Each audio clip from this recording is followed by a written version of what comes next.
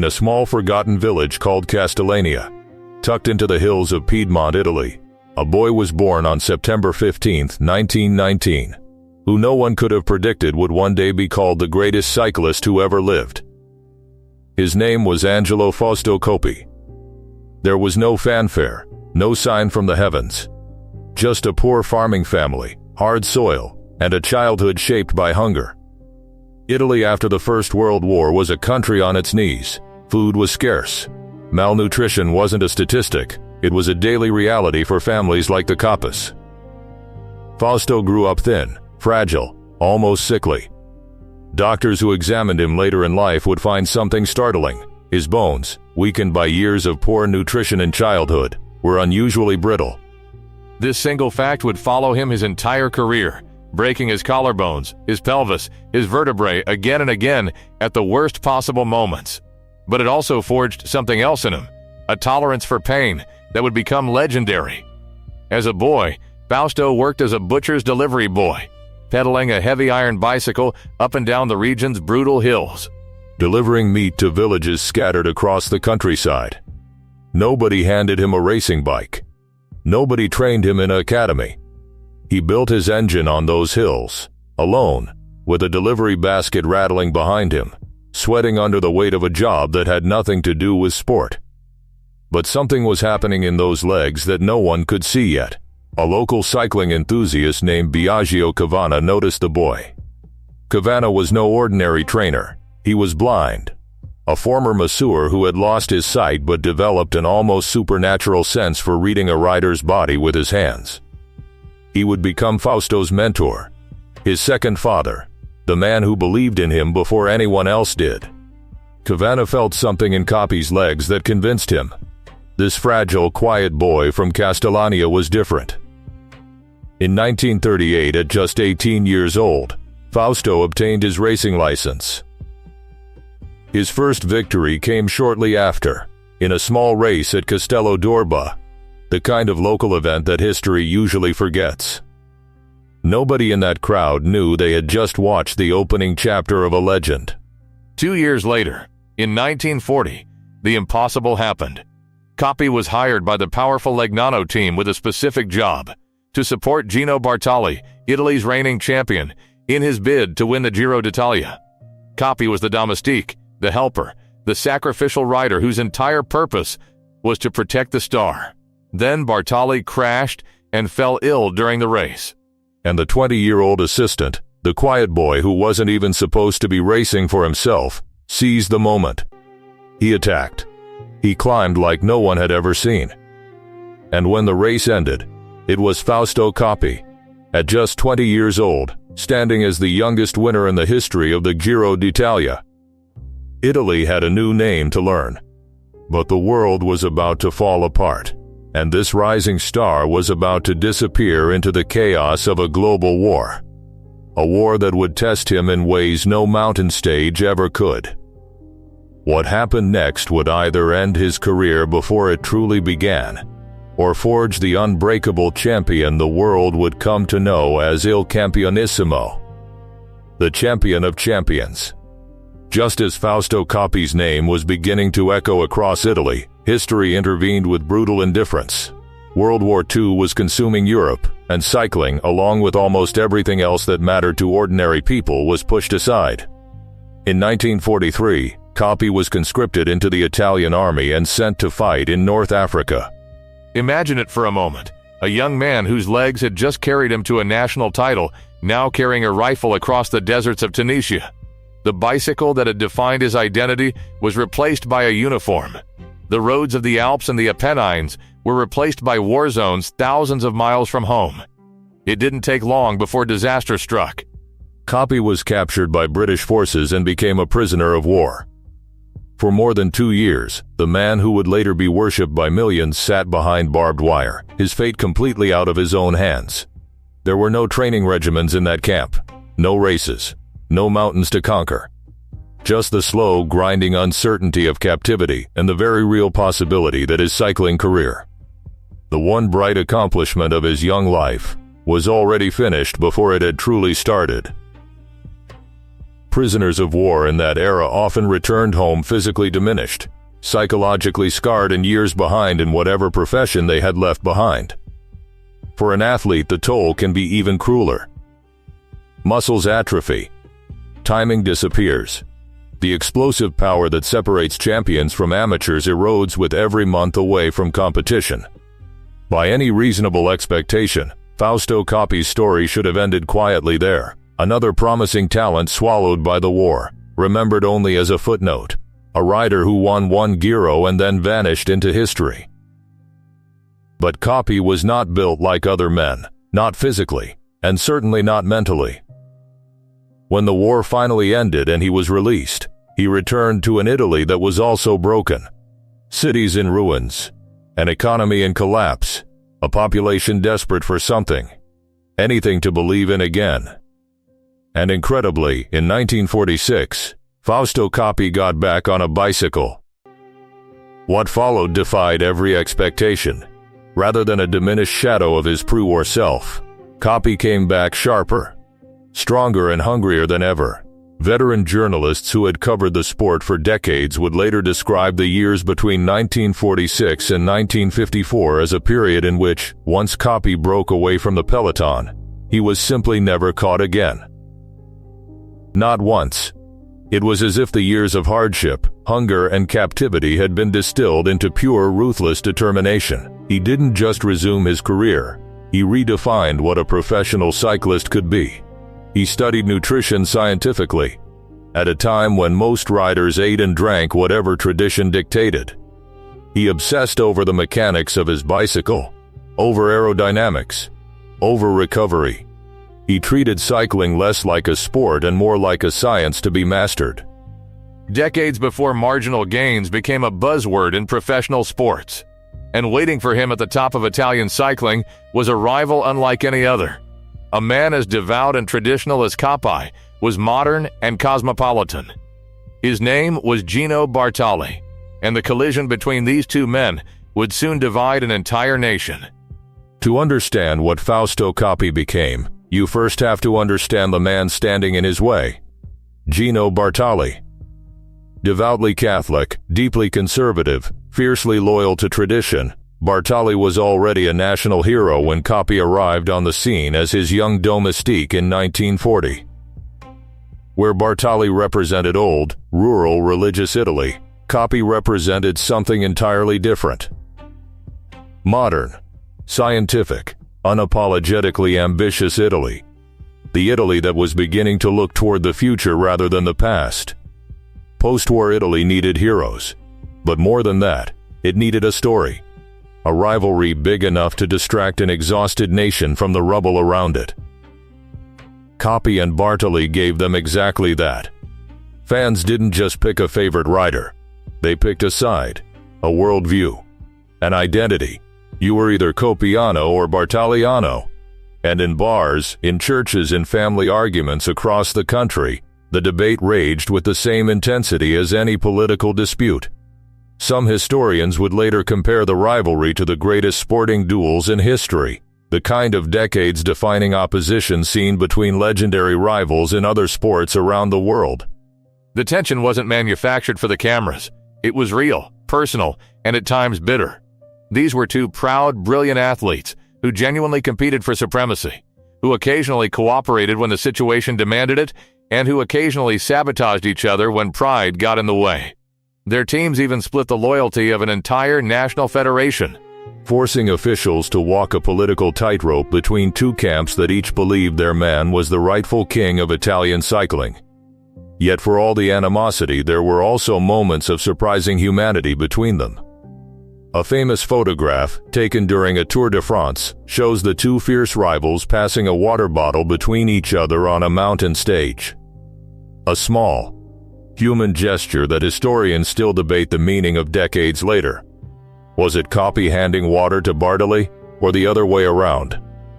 The ambiguity of that photograph in many ways captures the entire complexity of their relationship. Bitter enemies, and yet bound together by something deeper than any single race. Coppi's dominance over Bartali only grew as the 1940s gave way to the 1950s. He wasn't just winning, he was rewriting what a complete cyclist looked like.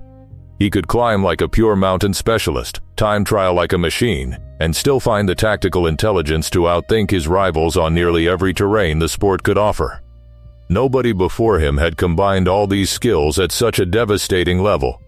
But numbers alone don't explain why Italy fell in love, and sometimes out of love, with Fausto Coppi.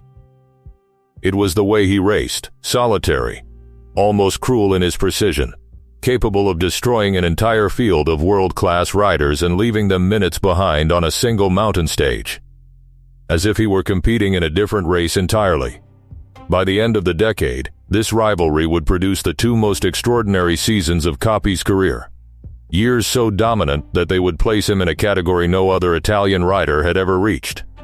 And it all began on a single road between two towns most people outside Italy had never heard of: Cuneo and Pinerolo. There are moments in sports history that stop being simply about competition and become something closer to mythology. For Fausto Coppi, that moment arrived during the 1949 Giro d'Italia, on a mountain stage between the towns of Cuneo and Pinerolo. Coppi attacked early, alone, hundreds of kilometers still ahead of him, crossing some of the most brutal climbs in the Alps virtually by himself.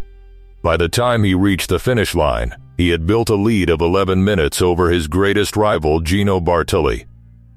11 minutes in professional cycling isn't just a winning margin, it's an annihilation. It remains to this day one of the most legendary individual performances in the sport's history. That same year, 1949, Coppi accomplished something no cyclist in history had ever done.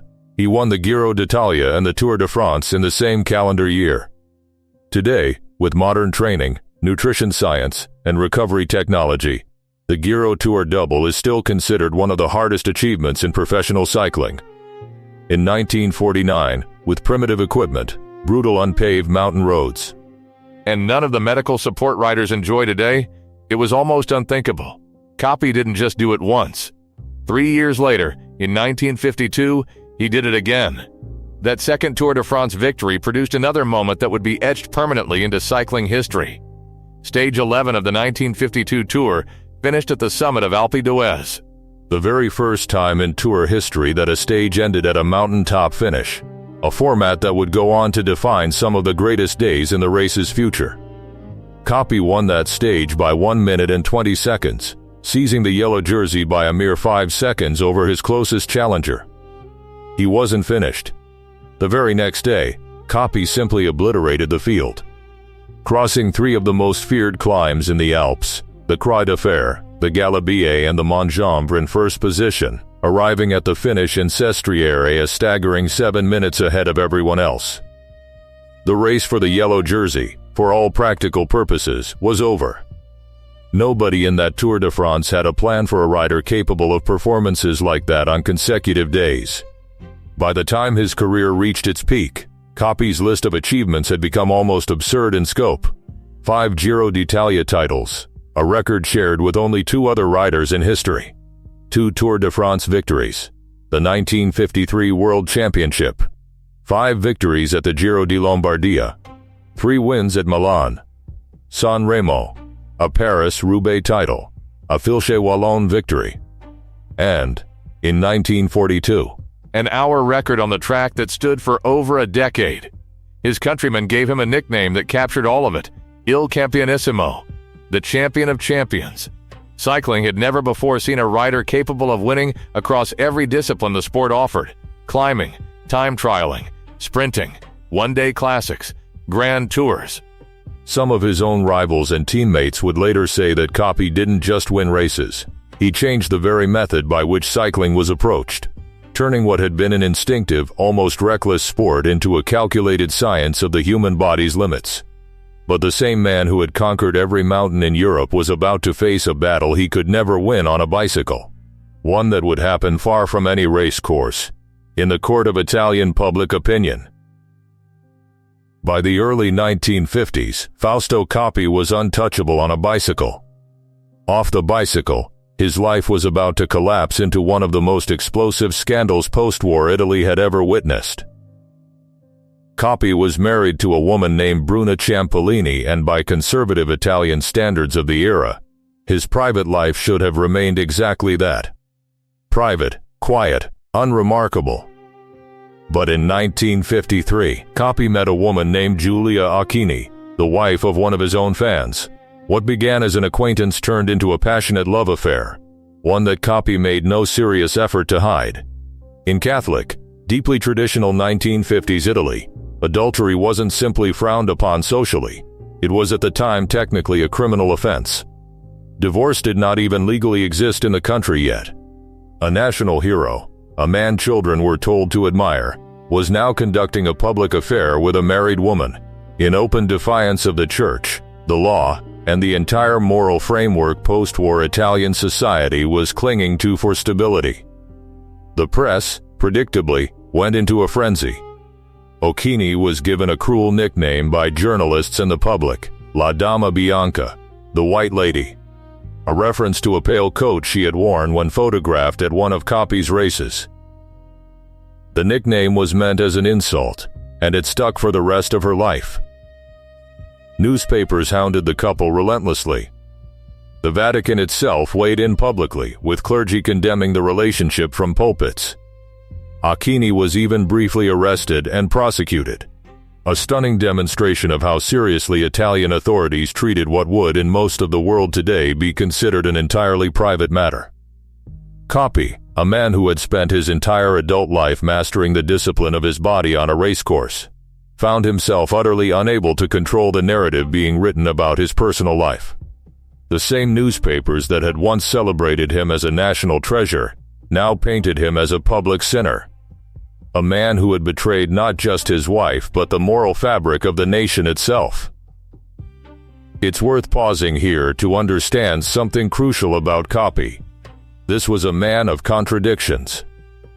Fiercely private, almost shy in temperament off the bicycle, he found himself thrust into the most public, most humiliating scandal imaginable.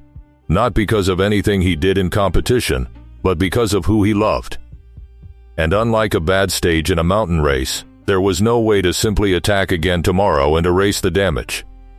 The scandal cost him sponsorships, fractured his relationship with parts of the Italian public, and added an enormous psychological burden to a man who was already carrying the weight of being his country's greatest athlete. Yet through all of it, Coppi refused to end the relationship. Whatever else could be said about him, he did not hide from the consequences of his own heart. By the mid to late 1950s, however, a different kind of decline was setting in.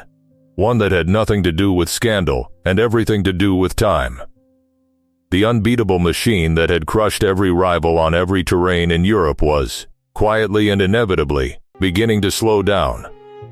Every great champion eventually faces the one opponent they cannot outclimb, outsprint or outthink time.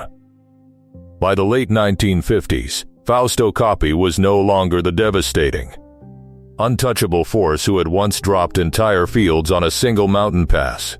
He was approaching 40 years old, and his body, the very same body whose brittle bones had shaped his entire life story, was beginning to fail him in new ways. Race organizers who once built entire events around the drama of a Coppi-Bartali duel now quietly adjusted their own criteriums, shortening race distances specifically to make sure the aging Campionissimo could realistically finish.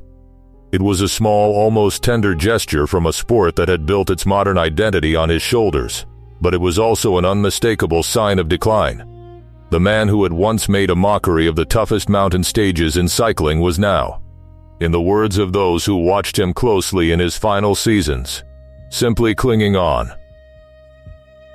This is often the cruelest chapter in the story of any legendary athlete.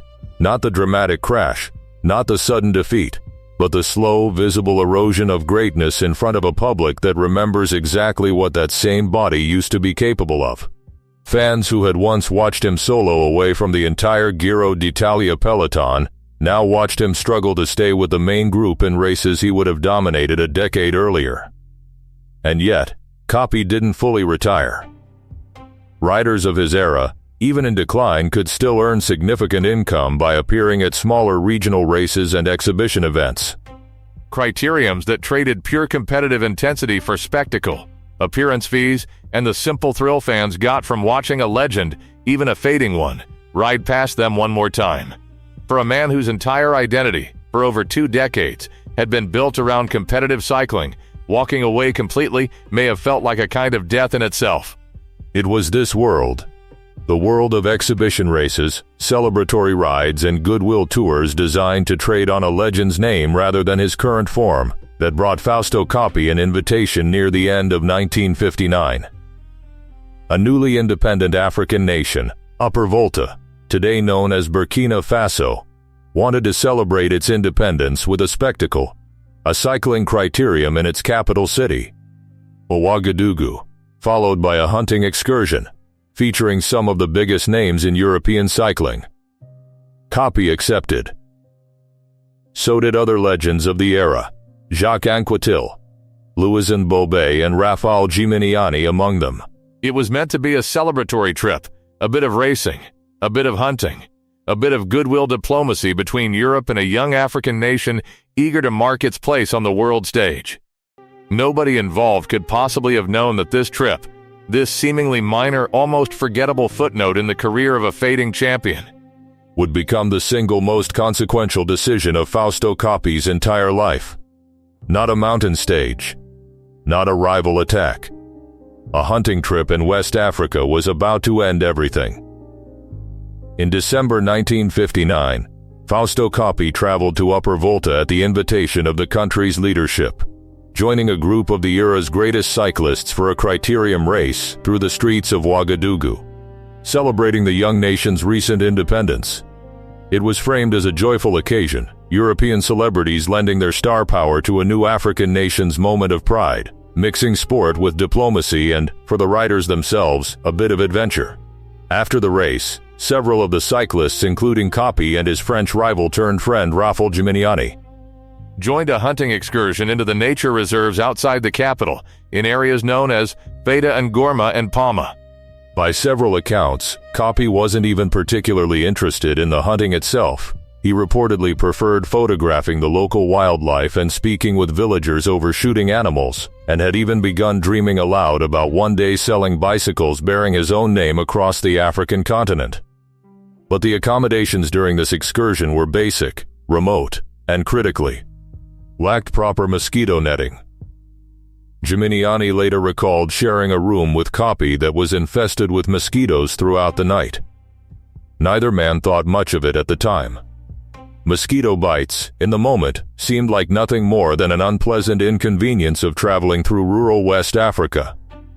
They had no idea what those bites had just delivered into their bloodstreams.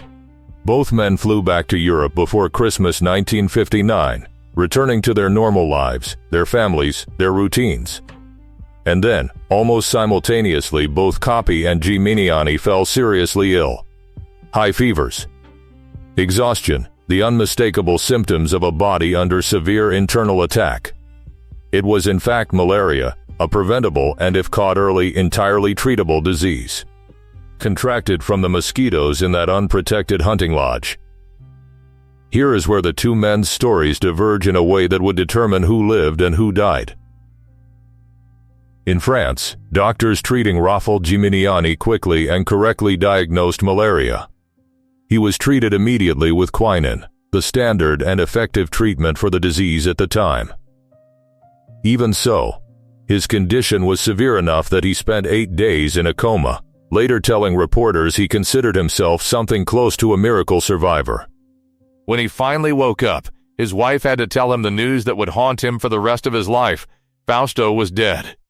In Italy, Fausto Coppi's doctors reached an entirely different and ultimately fatal conclusion. Rather than testing for or suspecting malaria, a disease Italian physicians of that era had far less regular clinical experience diagnosing. They believed Coppi was suffering from a common seasonal flu, then later revised their diagnosis to bronchial pneumonia. It was the single most consequential misdiagnosis in the history of professional sports. When Fausto Coppi returned home to Italy suffering from a high fever, he, like everyone around him, initially assumed he had simply caught a bad case of what was being called Asian flu. a common and largely non-lethal illness circulating that winter. His doctors, examining a tired, aging former champion with flu-like symptoms shortly after Christmas, reasonably reached for the most statistically likely explanation available to them. The problem was that malaria doesn't always announce itself with textbook clarity, especially to physicians in a country where the disease was not commonly encountered or actively suspected in returning travelers. As Coppi's fever refused to break and his condition continued to deteriorate, his doctors revised their diagnosis once more, this time landing on bronchopneumonia, an infection of the lungs. This diagnosis proved catastrophic. Believing they were treating a bronchial or pulmonary infection, doctors administered cortisone to Coppi, a medication that, while sometimes appropriate for certain respiratory conditions, has a devastating side effect in the context of an active infectious disease. It suppresses the immune system. If Coppi's body was fighting a malaria parasite multiplying inside his bloodstream, cortisone would have actively undermined his one remaining defense at the exact moment he needed it most. Meanwhile, friends and associates who suspected the truth reportedly tried, without success, to convince Coppi's medical team that this might be the same tropical illness that had struck down Gimignani in France. Their warnings, according to multiple historical accounts, went unheeded. Whether due to professional overconfidence, a genuine lack of clinical familiarity with malaria in 1950s Italy, or simple tragic misfortune, the correct diagnosis never arrived in time. Coppi's condition worsened by the day. The fever climbed. His body, the same body that had once dominated the most brutal mountain stages in cycling for over a decade, was now losing a battle against a microscopic parasite that, with the correct medication, could very likely have been defeated. The controversy surrounding his treatment became so significant, so publicly debated, that it was eventually raised as a matter of formal inquiry in the Italian parliament. An almost unimaginable escalation for what had begun as a routine post-holiday illness. A national icon was dying in a hospital in Tortona, and the entire country was demanding to know how something like this could have been allowed to happen. By New Year's Day of 1960, it was clear to those closest to him that Fausto Coppi was not simply fighting the flu. He was dying. And this time, there was no mountain attack, no tactical brilliance, no reserve of willpower that could change the outcome. The Campionissimo, the man who had never once been recaught after breaking away from a peloton, was about to lose the only race that had ever truly mattered. In the early hours of January 2, 1960, in a hospital room in Tortona, Italy, Fausto Coppi's body finally gave out. He was 40 years old. At his side was his loyal teammate and gregario, Ettore Milano, a man who had spent years riding in service of Coppi's ambitions, sacrificing his own competitive opportunities to help protect and support the champion on the road. Now in Coppi's final moments, Milano was simply there as a friend, a witness to the end of an era. According to Milano's later account, Coppi's last words were a simple, desperate request: "Give me some air." At 8:45 in the morning, Angelo Fausto Coppi was pronounced dead. The news detonated across Italy like nothing the sports world had experienced before.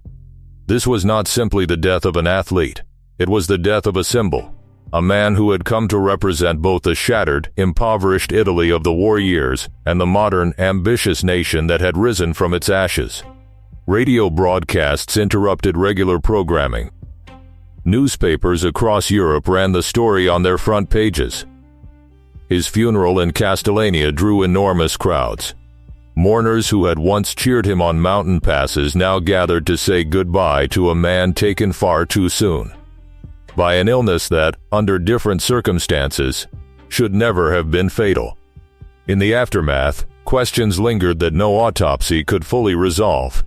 Was this simply a tragic case of misdiagnosis, an entirely plausible, if devastating medical failure given the clinical realities of Italy in 1960? Or was something more sinister at play? Decades later, unverified and largely unsubstantiated rumors would surface, suggesting Coppi may have been the victim of a poisoning. allegedly linked to a fatal accident during an earlier race in Africa involving a local rider. These claims, circulated by figures whose credibility historians have widely questioned, have never been supported by any credible medical or forensic evidence, and requests to exhume Coppi's body to investigate them were never carried out. The overwhelming consensus among historians, physicians, and cycling experts remains what the evidence has always pointed to: an undiagnosed, mistreated case of malaria, worsened by an ill-advised course of cortisone. Rafał Geminiani, the man who had shared that mosquito-infested room in Africa and survived, would carry the weight of that shared fate for the rest of his life. He had been given the correct diagnosis and the right medication almost by chance of geography. A French doctor familiar with tropical disease versus an Italian medical team that simply wasn't. The margin between survival and death, in the end, came down to which side of a border a sick man happened to land on. Fausto Coppi was gone. But the story of Il Campionissimo, the boy from Castellania who conquered every mountain in Europe only to be defeated by a mosquito bite and a doctor's mistaken diagnosis, was only just beginning to take on the shape of legend. More than 60 years after his death, Fausto Coppi remains one of the most revered figures in the history of cycling, and arguably in the history of Italian sport as a whole. In 1999, in a national poll ranking the greatest Italian athletes of the 20th century, Coppi was voted into second place, a remarkable testament to how deeply his legacy had embedded itself into the country's cultural identity, decades after his final race. His influence on the sport itself is almost impossible to overstate. Long before marginal gains, scientific training and data-driven nutrition became standard language in professional cycling, Coppi was already living by those principles instinctively, treating his body as a machine to be studied, optimized, and understood at a level his competitors simply weren't approaching. Riders and coaches for generations afterward would point to his methods as the true beginning of modern professional cycling. Physical monuments to his legacy remain scattered across Italy. In Turin's Michelotti Park, a monument erected in 2002 honors his extraordinary list of victories.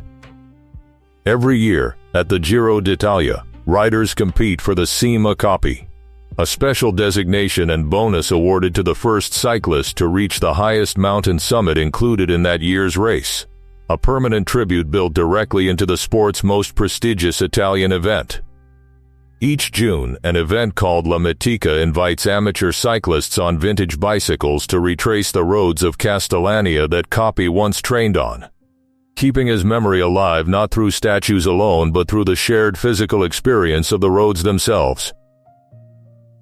His rivalry with Gino Bartali, once so divisive it nearly split the nation in two, has itself become a cherished piece of cycling folklore, remembered now not for the bitterness it once caused, but for the way it captured two competing visions of a country rebuilding itself after devastation. Historians still study and debate that single photograph of the two men sharing a water bottle on a mountain stage. A small frozen moment that says more about human complexity than any statistic ever could.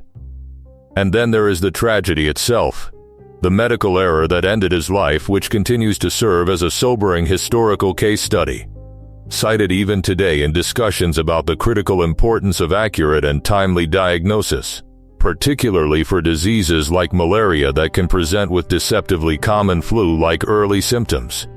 A preventable, treatable illness took the life of one of the greatest athletes the world had ever produced, simply because the right diagnosis arrived a few critical days too late. Fausto Coppi's story is, in the end, a story of extremes: extreme poverty and extreme glory, extreme dominance on the bicycle and extreme vulnerability off it, a body strong enough to conquer the Alps, yet fragile enough to be broken by a single mosquito and a doctor's honest mistake. He proved that greatness could rise from almost nothing, from a malnourished childhood in a forgotten village, from years lost behind barbed wire as a prisoner of war. And he proved tragically that even the greatest champion in the world remains, in the end, only human.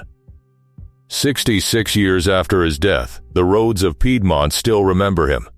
And every time a cyclist looks up at a mountain summit and pushes just a little harder, somewhere in that effort, The spirit of Il Campionissimo, the champion of champions, rides on.